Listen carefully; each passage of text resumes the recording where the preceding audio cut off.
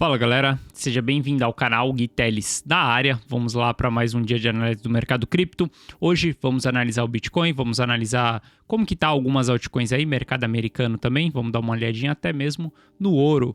Eu sei que nesse momento, cara, no mercado cripto a gente começa a falar de um monte de coisa que não tem relação a cripto, mas isso acaba sendo um pouco importante porque hoje o mercado externo está influenciando muito no nosso mercado cripto, né? O mercado externo seria exatamente o mercado global. Vamos ver tudo isso na análise de hoje, beleza? Se você não é inscrito no canal, eu te convido a fazer parte do canal. Aqui a gente traz um mega conteúdo todos os dias da semana, principalmente quando a gente fala de análise on-chain. E se esse conteúdo fizer sentido para você, cara, deixa seu like aí também para dar aquela força pro canal. Mas chega de papo, chega de enrolação. Vamos ver preço, que é o que nos importa, tá? Olhando aqui para o BTC, a gente continua dentro da nossa consolidação ali de cunha, né, descendente. Cara, não mudou nada de ontem para hoje e das últimas semanas aí, né, não mudou nada. Tá sendo até chato analisar o mercado, porque simplesmente a gente tá flertando aí essa região toda que nós estamos aqui já, cara, esses 18 mil, 19 mil, 20 mil dólares, a gente já tá há bastante tempo. Então, nada do mesmo aí dentro do BTC. Eu estou aguardando movimentos, já venho falando para vocês que a gente está tendo uma grande contração da volatilidade e tô aguardando uma porrada do mercado aí, que seja para cima ou que seja para baixo. Eu vejo que se a gente cair, a gente vai segurar nessa parte de baixo aqui da cunha e eu vou ter interesse para aportar um pouquinho mais, tá? Tô montando posição pro próximo ciclo e aí eu vou ficar interessado aqui em comprar um pouco de Ether quando a gente chegar mais ou menos nessa região. Olhando para o próprio gráfico do Ether, a gente vê que, cara, tá pior do que o cenário do Bitcoin. Simplesmente está numa mega consolidação aqui. A gente está nessa lateralidade que o preço nem consegue se movimentar muito aqui dentro, né? O preço está simplesmente sanduichado aqui e não vai nem para um lado nem para o outro. Todos os mercados estão lateralizando aí, estão aguardando uma movimentação mais forte dos principais mercados, seja do BTC para as criptos, né? As criptos estão aguardando um movimento maior do BTC, ou seja, até mesmo do mercado americano. A gente tem S&P aqui e a gente vê que S&P também está tentando formar fundo, ainda não descarta essa probabilidade da S&P está tentando formar fundo. Por que ele está tentando formar fundo? O candle de reversão aqui, ó, conta uma história muito forte de compra para nós. O mercado veio para perder o fundo, entrou muita pressão compradora e quando a gente olha para o volume comprador aqui, foi um volume muito alto. Ou seja, a negociação que a gente teve nessa quinta-feira aqui, cara, foi uma negociação de bagatelas mesmo. A gente teve bastante dinheiro sendo negociado, sendo movimentados no mercado americano, mas a gente continua em plena tendência de baixa. Isso daí, cara, é nítido que o mercado ele tá em franca tendência de baixa, né? A gente tá com as médias todas apontadas para baixo, então primária, secundária, terciária, o mercado tá realmente em queda feia aí.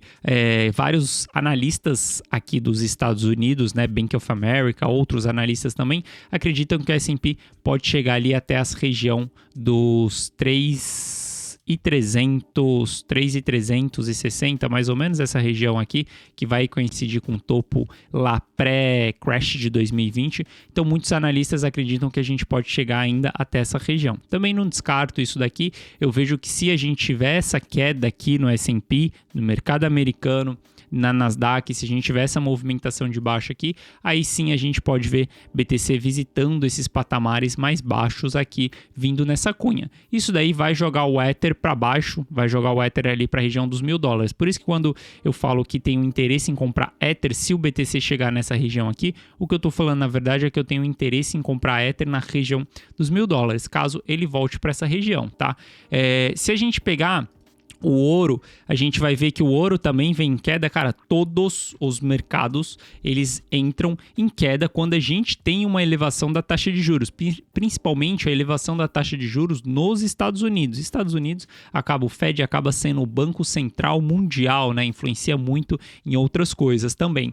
E aí a gente tem também o ouro aí, cara. Até o ouro tá derretendo pra caramba nos últimos tempos aí. Se a gente olhar mesmo pro ouro aí, desde quando a gente iniciou todo o bear market, o ouro já teve uma queda aí de 20%, já mais de 20%. Só que o que começou a me chamar a atenção No ouro, observando aqui, a gente está possivelmente formando um fundo duplo aqui no ouro. Isso daqui é interessante, está mostrando uma resiliência, ainda mais no ponto de hoje, está entrando uma pressão compradora, mas a gente precisa esperar esse candle fechar para confirmar que entrou essa pressão compradora no ouro. Mas vendo, a gente está possivelmente formando um fundo duplo aqui, isso é legal, é um padrão interessante, e quando a gente puxa o RSI, a gente vai ver que a gente já está com divergência bullish já faz um tempo já no ouro. A gente tem essa divergência aqui no semanal, aonde nessa semana aqui a gente tinha um RSI bem mais baixo do que recentemente aqui, ó, na semana passada, dia 27...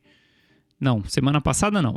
Dia 27 de setembro aqui a gente começa a ter divergência desses dois fundos aqui, né? O fundo está mais baixo e o RSI está mais alto. E novamente a gente está fazendo mais uma divergência, onde a gente está com o fundo aqui nos mesmos patamares, né? Formando um fundo duplo aqui, enquanto no RSI a gente está formando também essa divergência aqui de que o RSI está apontando que está tendo mais pressão compradora do que vendedora. E o preço está caindo. Isso daí é o mercado andando de forma irracional, porque está entrando mais força de compra. Isso mostra que a força de venda, ela acaba que ela está perdendo sua pressão aí no mercado.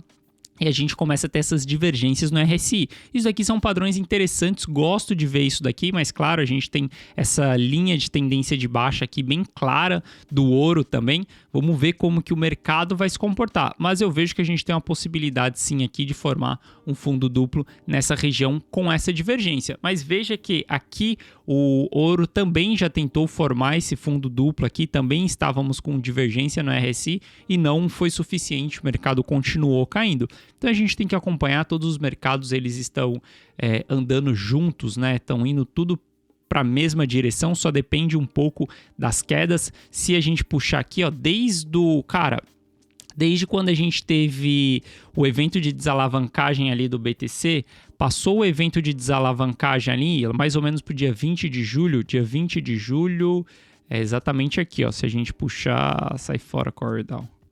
Se a gente puxar dia 20 de julho vai ser exatamente aqui, ó. 20 de julho foi quando a gente finalizou ali o evento de desalavancagem. Se a gente considerar de lá para cá, do dia 20 de julho, a gente vai ver que a gente está tendo... O mercado cripto, o BTC, ele está segurando muito mais do que todos os outros mercados. Aqui em amarelo, a gente vai ter o S&P, que está caindo 2% ao longo desse período. Nasdaq está caindo 4% ao longo desse período, ali desde o crash. E o ouro está caindo quase 11% ali. Então, a gente vê que o BTC está até aqui no 0 a 0, né? Como a gente tem uma volatilidade maior, ao longo do dia, ele acaba ficando um pouquinho para baixo, um pouquinho para cima, mas ele não varia muito dentro desse 1% aqui. Então a gente vê que o mercado cripto, ele está se segurando bastante. É uma coisa que eu venho falando para vocês há algum tempo já, que a gente pode ter um descolamento do mercado cripto em relação aos mercados americanos, né? Tanto ao ouro, tanto ao S&P, a Nasdaq também, a gente pode ter esse descolamento. Eu acredito que esse descolamento vai acontecer. Por que eu acredito isso? Porque em 2018, o mercado cripto formou o BTC, ele formou o fundo primeiro do que o mercado americano, e também nesse ciclo, quando a gente finalizou o nosso bull market, a gente teve a formação de topo primeiro no mercado, no BTC, para depois a gente ter a formação de topo no mercado americano. Então, por isso, eu acredito que a gente pode sim já ter formado o fundo, a gente está constituindo um fundo, estamos em região de fundo.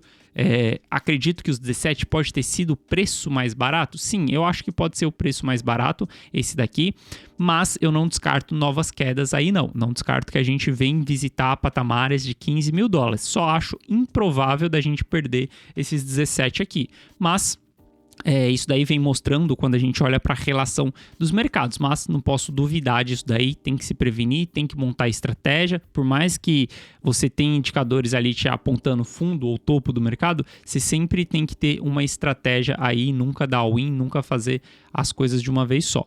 beleza? Quando a gente olha para Matic, ela estava num canal de baixa, ela fez o rompimento desse canal de baixa aqui e ela está tentando confirmar esse rompimento. Ela tem o quê? Tem hoje, tem amanhã, no máximo, para ela fazer essa confirmação aqui do rompimento. Como que hoje é sexta-feira, geralmente na sexta-feira, como a gente está tendo várias notícias negativas exatamente nesse período e ao longo do final de semana está acontecendo muito entre o conflito da Ucrânia com a Rússia, a gente vê que muitos players estão fechando suas posições no mercado americano na sexta-feira e reabrindo essas posições na segunda-feira. Então, por isso que, no geral, a gente está tendo sexta-feiras sangrentas, aonde muita gente está vendendo, só fechando suas operações. E, geralmente, na segunda-feira, está abrindo com um pouco de alta, porque esses caras estão recomprando só para se proteger do final de semana. Como hoje é sexta-feira, a gente pode ter sim mais uma sexta-feira sangrenta aí, o mercado fechando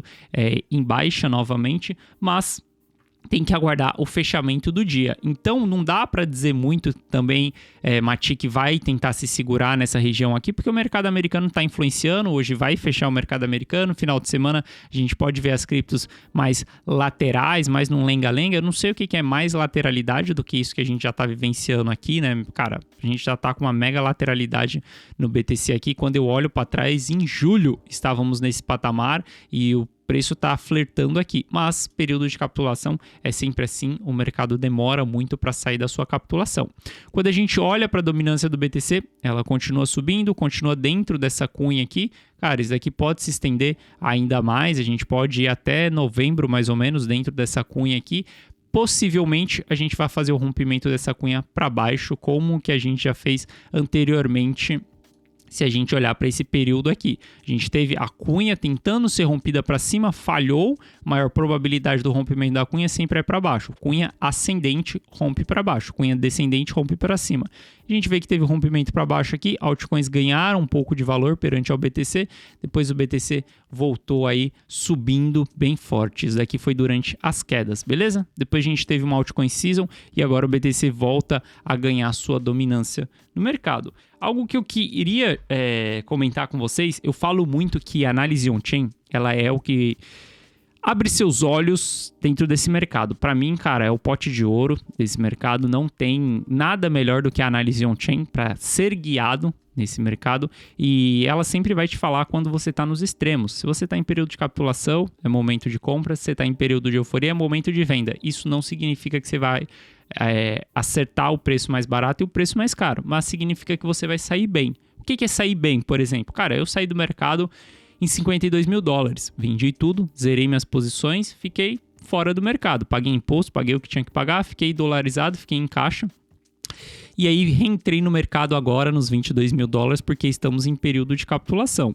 Por que eu consigo fazer isso? Por conta da análise on-chain, porque ela consegue te mostrar regiões de topo e de fundo. Foi o melhor preço $52 mil?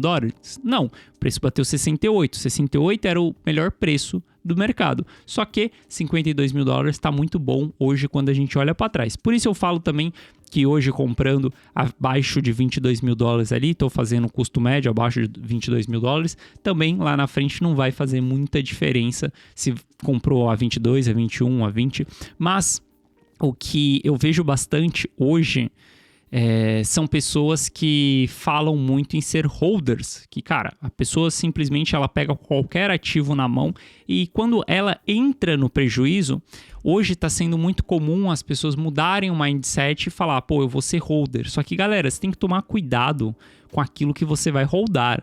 Não é qualquer tipo de ativo que você vai holdar, porque pensa só, tanto o dollar cost average como holdar o ativo são estratégias de longo prazo.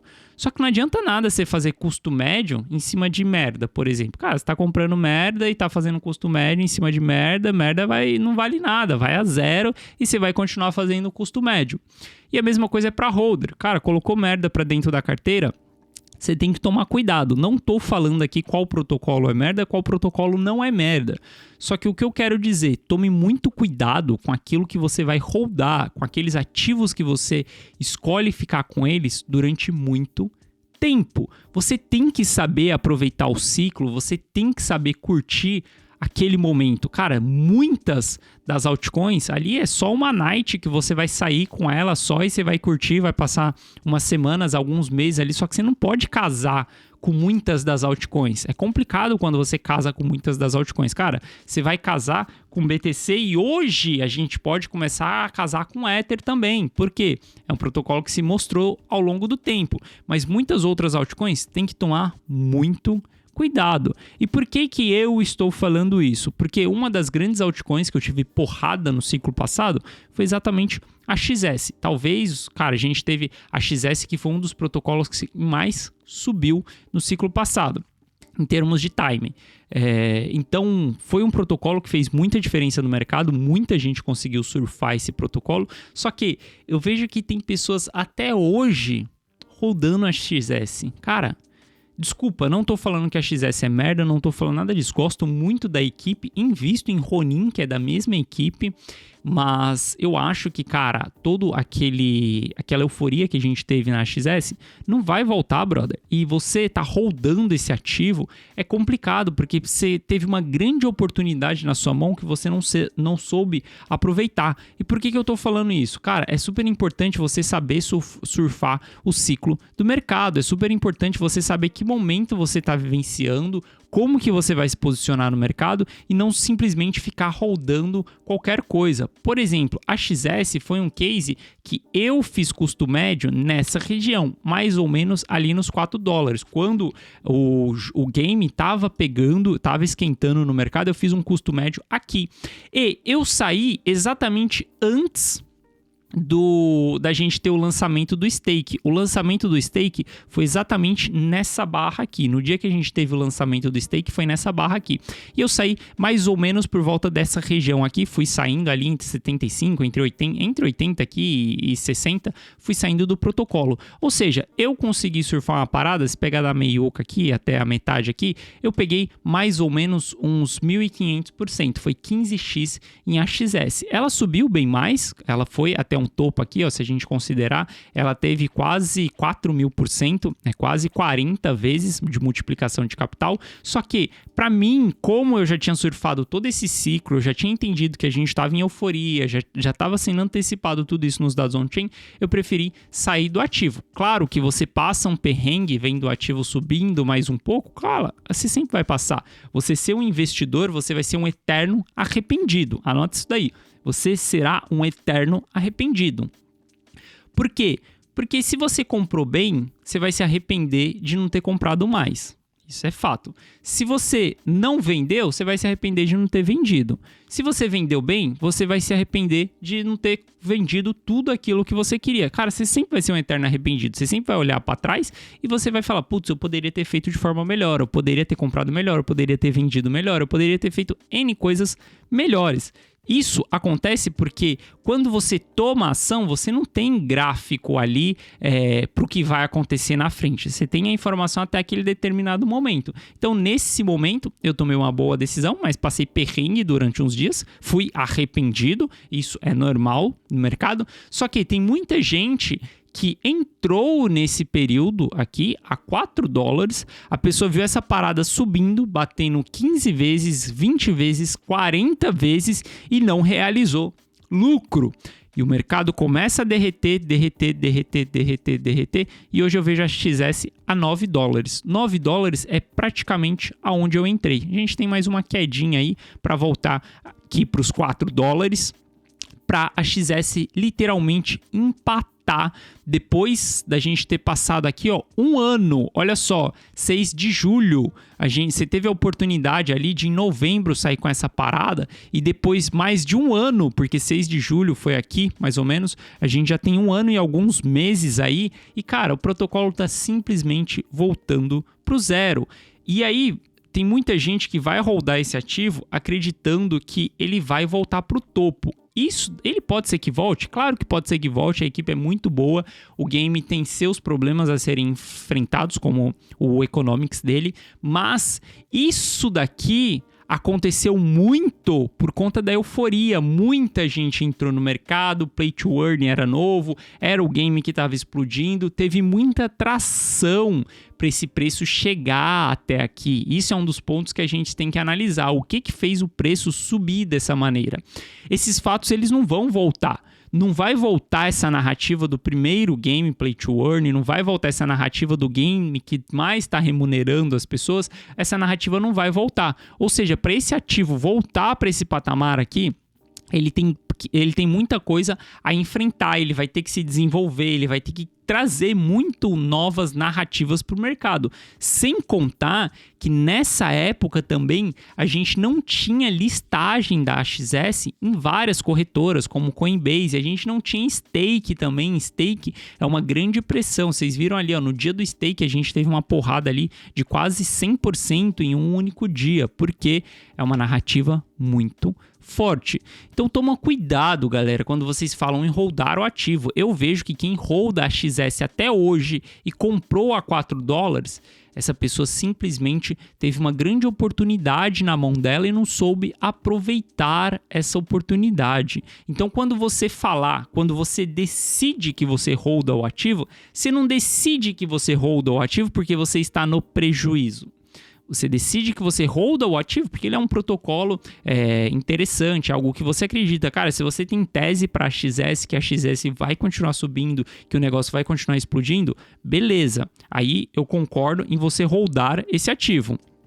Mas se você não tiver uma tese tão forte assim, se você não tiver informações que provem que esse ativo, na sua ideia lógica, que esse ativo vai subir novamente para 160 ali, cara, você está fazendo um erro.